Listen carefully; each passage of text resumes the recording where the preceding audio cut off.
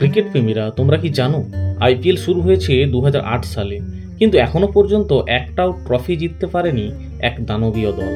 হ্যাঁ, বলছি royal Challengers Bangalore, অর্থাৎ আমাদের প্রিয় আরসিবির কথা।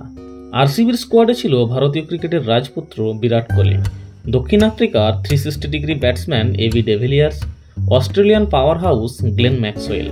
তবুও ভাগ্য যেন বরাবর মুখ ফিরিয়ে নিয়েছে। চলো জেনে নেওয়া যাক আরসিবি কবার ফাইনাল উঠেছে আর কি হয়েছে শেষ পর্যন্ত।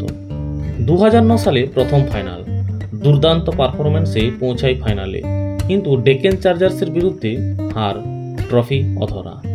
2011 সালে আবারও সুযোগ, চেন্নাই সুপার কিংস এর হাতে হেরে আবারও স্বপ্ন ভাঙে। 2016 সালে বিরাট কোহলি নিজেই করেছিলেন 973 রান, তবু সানরাইজার্স হায়দ্রাবাদের কাছে মাত্র 8 রানে হার। কষ্টের আরেকটা বছর, তিনবার ফাইনালে পৌঁছেও ট্রফি অধরাই থেকে গিয়েছে আরসিবির জন্য। তবে রেড আর্মির ফ্যানরা কখনো হাল ছাড়েনি, কারণ একটা কথা তো আছেই, এই সাল কাপ আমাদেরই হবে।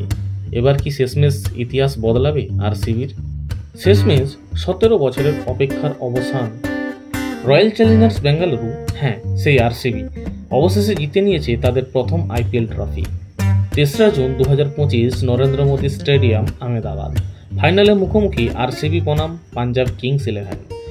ম্যাচটা ছিল টান উত্তেজনার। প্রথমে ব্যাট করে আরসিবি, তোলে 190 রান, যেখানে কোহলি খেলেন 35 বলে 43 রানের ইনিংস। ম্যাচটা ছিল একেবারে হাড্ডাহাড্ডি। পাঞ্জাব কিংস চেষ্টার কসুর করেনি, শেষ ওভারেও দরকার ছিল 13 রান, কিন্তু আরসিবির দুর্দান্ত ডেথ ওভারের বোলিং ম্যাচ ঘুরিয়ে দেয়।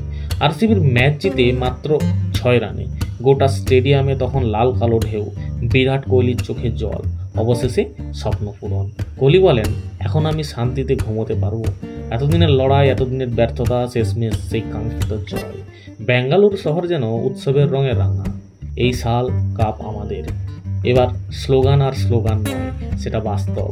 তুমি যদি আরসিবির ফ্যান হও, তাহলে এই মুহূর্ত তোমার জন্য গর্বের। কমেন্টে লিখে জানাও তোমার প্রিয় মুহূর্তটা কেমন ছিল।